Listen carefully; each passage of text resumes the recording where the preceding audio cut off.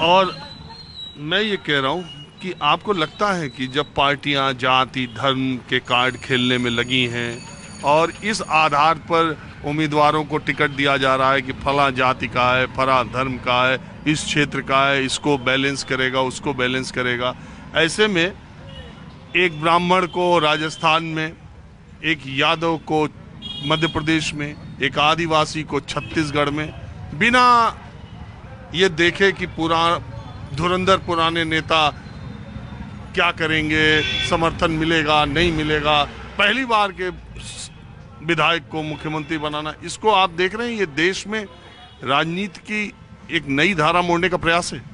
देखिए भाई साहब, मैं जगन्नाथ ओझा बोल रहा हूँ और ये क्या है कि भारतीय जनता पार्टी जो है वो लगातार चुनाव लड़ती है और चुनाव के लिए काम करती है। तो शिवराज सिंह चौहान जी 18 साल मुख्यमंत्री रहे, बाकी वसुंधरा राजे भी रही हैं, रमन सिंह जी भी रहे हैं। तो अपना ये नहीं है किसी को पीछे करना है, किसी को आगे करना है। भविष्य में हम 2023 का अब चुनाव नहीं देख रहे, हम लोग भविष्य में 2028 का चुनाव देख रहे हैं सरकार भाजपा। और 2028 में हम किस उम्मीदवार को, किसके सहारे 2028 का चुनाव लड़ेंगे। आज शिवराज सिंह चौहान को फिर अगर अभी हम बना दे तो 2028 में उनका एज फैक्टर और जो चीज़ें जो आएंगी। आप भाजपा से? जी, मैं भाजपा का मंडल अध्यक्ष हूँ यहाँ का। अच्छा। जी, जगन्नाथ ओझा नाम है।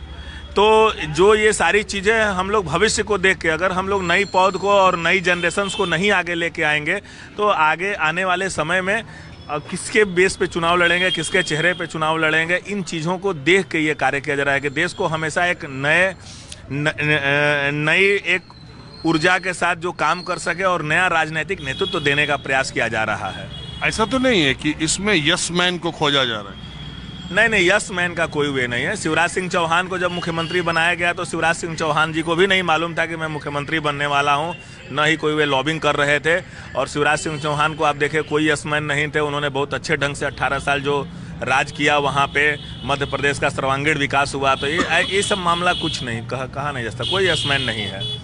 तीनों लोग धुरंधर हैं और तीनों लोग हमारे भारतीय जनता पार्टी में क्या, एक सामान्य कार्यकर्ता को भी अगर आप कोई जिम्मेदारी, चाहे बड़ी से बड़ी जिम्मेदारी दे देंगे, उस हर जिम्मेदारी को निर्वहन करने के लिए मजबूत उसके पास कंधे हैं और उसकी ऐसी ट्रेनिंग हुई है कि वह मजबूती से सारा निर्वहन कर सकता, चाहे किसी भी कार्यकर्ता को। आप क्या मानते हो बाबूजी, आप भी किसी पार्टी से हैं? हम भैया काशी विश्वनाथ मंदिर से के गायनाचार्य रहे हैं, पुराने 22-23 साल तक सेवा किया भगवान की। वर्तमान में तो अपने शरीर के स्वास्थ्य को देख रहे हैं। और किसी पार्टी से नहीं है ना? नहीं, किसी पार्टी से। तो ये आप क्या मानते हैं, ये जो बीजेपी में हो रहा है मोदी अमित शाह जी के नेतृत्व में, उसको आप कैसे देखते हैं? मोदी और अमित शाह जी भारतीय जनता पार्टी में जो कुछ भी कर रहे हैं उन्हीं की देन है। उन्होंने विकास के सहारे दिखा दिया जनता को कि विकास क्या होता है, लोगों को समझ में आ रहा है।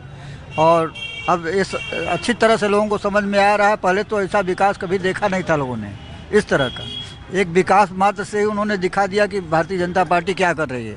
और जो चुनाव हुए हैं, चुनाव में मुख्यमंत्री बनाना, अब अगला चुनाव भी तो सामने है, उसको भी देखना है उनको। सब कुछ देखते हुए अभी तो राजनीति है, राजनीति की तो दिशा तय करेंगे ही वो। तो आपको लगता है कि 2024 के चुनाव में इन राज्यों से कोई फर्क पड़ेगा? क्योंकि यहाँ तो सब सीटें करीब 3 को छोड़ के सब है। राजनीति में सब कुछ देखना पड़ता है। कोई ऐसी चीज़ नहीं कि वहाँ राजनीति में मुख्यमंत्री बनाएंगे तो उत्तर प्रदेश के लिए नहीं सोचेंगे। वो तो 24 को देख रहे हैं कि हमें 24 में कैसे क्या करना है, सब देखते हुए वहाँ भी मुख्यमंत्री 24 का कुछ लड़ाई है कि क्या मामला? अब उसी लड़ाई को तो फतह करना है उसे। हाँ बिल्कुल, लड़ाई तो होती ही है, लेकिन अब इनके सामने कोई टिकने वाला नहीं है वर्तमान में। हाँ, वर्तमान में मोदी जी के सामने और शाह जी के सामने और योगी जी के सामने, इन लोगों के सामने कोई टिकने वाला नहीं है। जिस ढंग से वो जनता को के बारे में सोच रहे हैं। तेलंगाना में तो कुछ नहीं हो पाया। तेलंगाना में नहीं हो पाया। तेलंगाना में कि जनता को जो समझ में आया उन लोगों ने किया, वो जिनकी उनकी सोच वहाँ तक थी उन लोगों ने किया। बताइए, ये बनारस के बाद बिहार शुरू है। पिछली बार जो 2019 में बिहार में एनडीए को मिला था, वो इस बार भी आप उम्मीद करते हैं बीजेपी को मिलेगा या वहाँ कुछ फायदा नुकसान का गणित है? देखिए, राजनीति में फायदा नुकसान अब देश के स्तर पर देखा जाता है। प्रदेश में कुछ जगह अगर कोई आ जाता है, किसी को कुछ मिल जाए तो उससे कोई खास फर्क नहीं पड़ता, उलटफेर होता रहता है। हाँ, और ये बनारस है, यहाँ हम लोग दुनिया की राजनीति कहाँ क्या हो रही सब समझते हैं। तभी तो हम आपसे पूछ रहे हैं। इसीलिए आपको हम बता भी रहे हैं कि कहाँ दुनिया में कैसे क्या तय होता है, इसको हम लोग समझते हैं। हम लोग को बताने की जरूरत नहीं है, देखते हैं, समझ जाते हैं कहाँ क्या हो रहा है, कहाँ क्या जाएगा। जी जी, आप क्या मानते हैं भाई साहब? जी, हम लोग का जो देश है वो लोकतांत्रिक देश है। तो यहाँ क्या है, भारतीय जनता पार्टी जो एक है, आप जैसे नाम से ही देख रहे हैं भारतीय जनता है, मतलब ये यहाँ के जनता की पार्टी है, भारतीयों की पार्टी है। अब जैसे आप बाकी पार्टियों को लो, एक परिवारवादी पार्टी, नाम भारतीय राष्ट्रीय कांग्रेस भी है, ऐसे तो भारतीय, लेकिन आप देखिए भारतीय कम्युनिस्ट पार्टी भी दबदबा है, एक ही आदमी उस पूरे पार्टी को चलाता है। लेकिन हम लोग क्या है, एक संगठन है, संगठन। आप भी बीजेपी? हाँ, हम भी बीजेपी से हैं और बूथ अध्यक्ष हैं इस एरिया के। ये बात ये कि जो किसी के पार्टी का भी था, धीरे धीरे वो सब बीजेपी में ही आ रहे। नहीं, हाँ, ये तो बात सही है।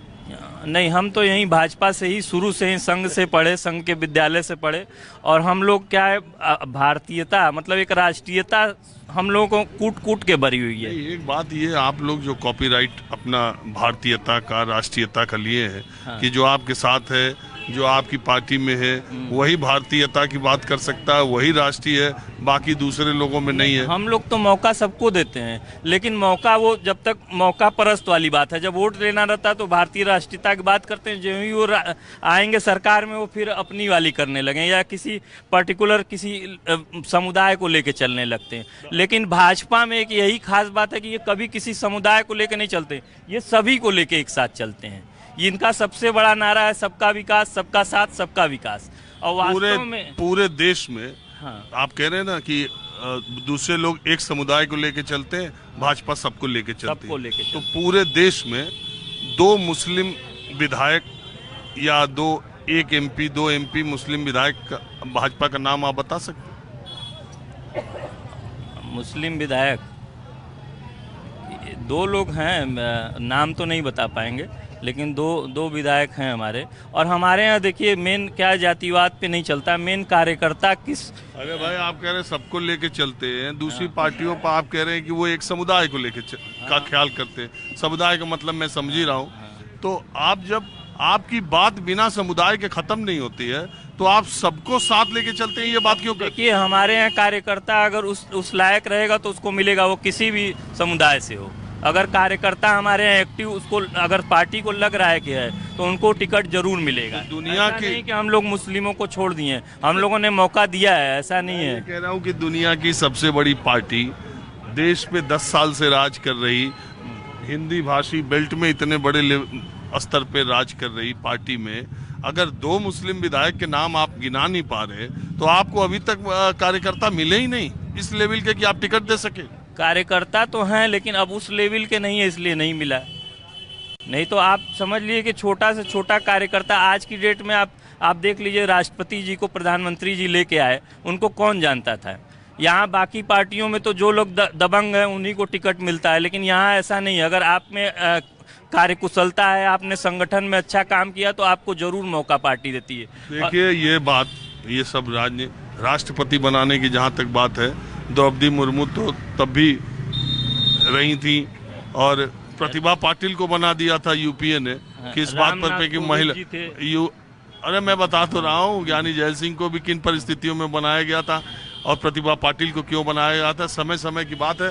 बहरहाल, भारतीय जनता पार्टी ने अभी 3 राज्यों में जो मुख्यमंत्रियों का नाम ऐलान किया है, मैंने पहले ही कहा कि देश में ये अलग तरह की राजनीति की शुरुआत है, जिसमें अभी तक जो परमुटेशन, कॉम्बिनेशन की, यहाँ दलित बनाया, वहाँ ब्राह्मण, यहाँ ऐसे, वहाँ ऐसे, इसको हटाया, उसको ले आया, इनका वो सारी चीज़ों को दरकिनार किया।